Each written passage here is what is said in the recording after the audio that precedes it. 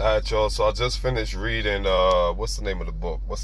Neville Goddard Deluxe Edition, and I'm reading Psycho Cybernetics by Maxwell Maltz. So I just read, two books that are very, very impactful. That's a major impact on my psyche. So something I want to share with you guys that something I've studied and been ruminating on and just kind of like really putting into practice is in terms of psychology, it's your self-imagery. How do you see yourself? Self-image. Self-image psychology. I've been studying that for the last several months now, and I just want to share some things with you. So let's define that first of all, and I'm going to keep this short. I'm at 45 seconds. I'm going to try to keep this as short and sweet as possible. So the definition of self-imagery, first of all, it's just literally a mental picture that we all carry around and carry about within our psyche of ourselves. So I'll say it again. Self-image is a picture that you have engineered, constructed within your own psyche about yourself. It's how you view, how you see yourself. That self-image, its constituent parts are all your beliefs, all your assumptions, all that you accept as true, and you are bundled up with all your experiences, or derived out of your experience, derived from your experiences. So all your experiences, good, bad, and different, out of your experiences, what you take from those experiences, how you assess the experience, how you evaluate the experience, again, like I said, what you accept as true from the experience about yourself, all of that is what constitutes and make up your self-image. I hope I explained that pretty well. So I identified what the self-image is, told you what makes up the self-image. Now, what's important is this. Your entire world, all of your life, all of your happenings, everything is an offspring or an offshoot out of your self-image.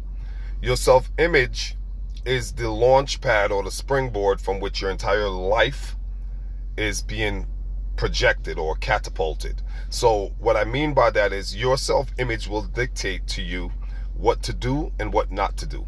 Your self-image is you can call it some kind of a boundary as to where you would go, how far you'd go, and how far you won't go.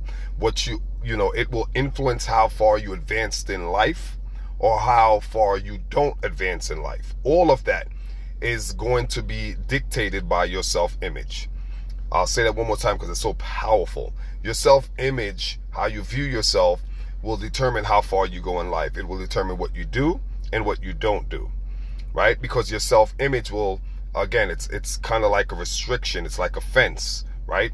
It will limit you or not limit you from moving forward or not moving forward. So that's why your self-image is so important.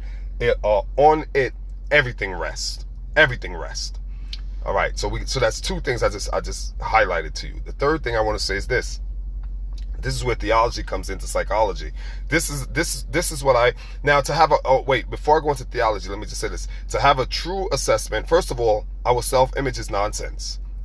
After all I just said, I'm about to blow up everything I just said. I'm gonna drop a bomb on everything I just said. Our self-image is completely fake.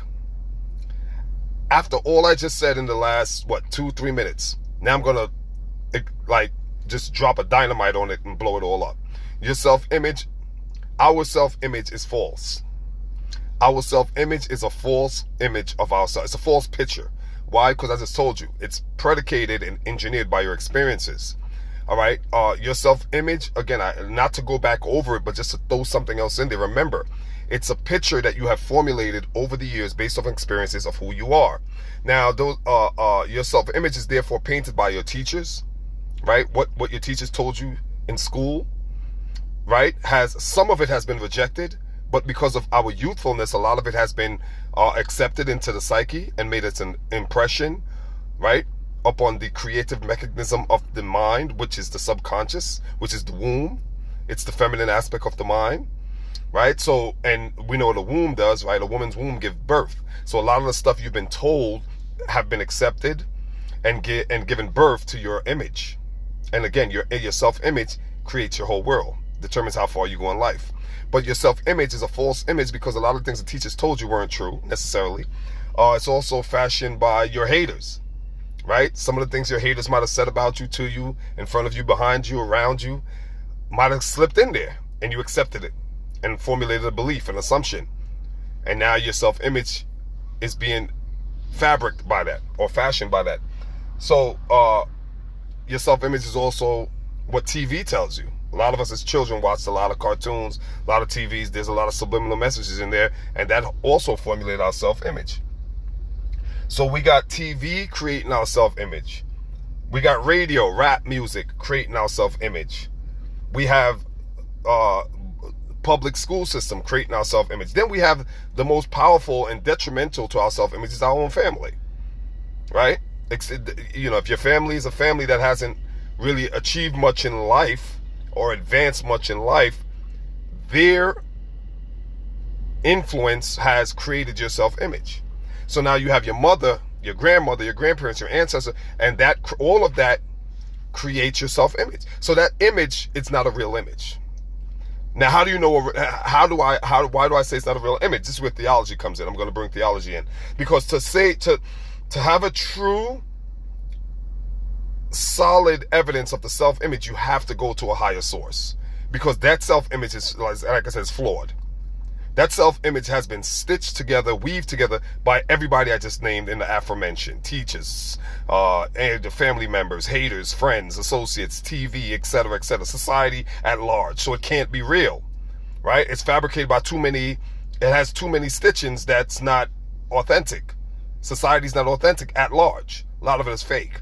So that self-image can't be who you really are. But for intents and purposes, it is who you really are, because as a man thinketh, so is he, right? If you believe a lie, that lie ultimately becomes your truth.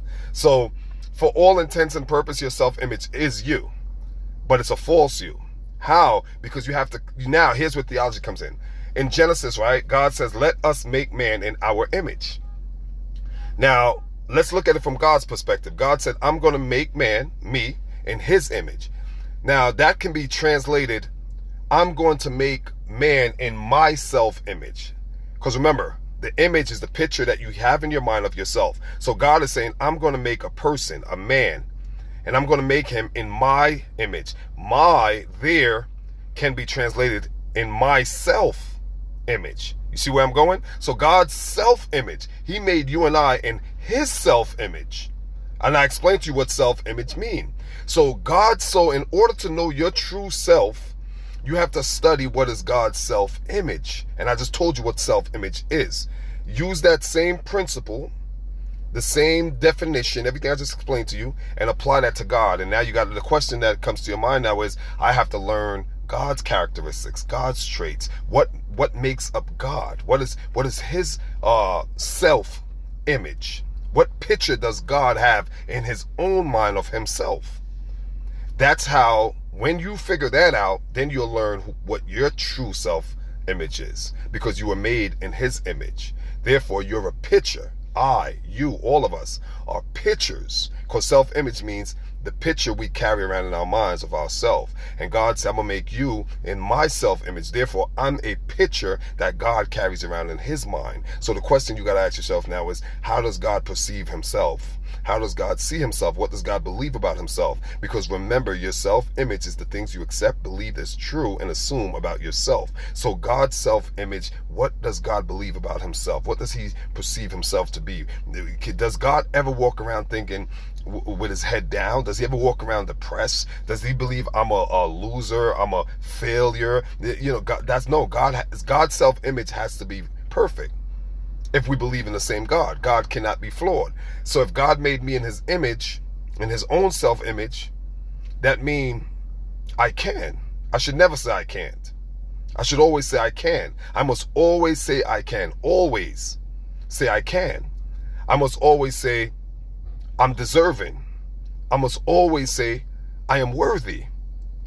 Because again, what is God's self-image? God's self-image cannot be nothing substandard, subpar. It must always be of the finest quality.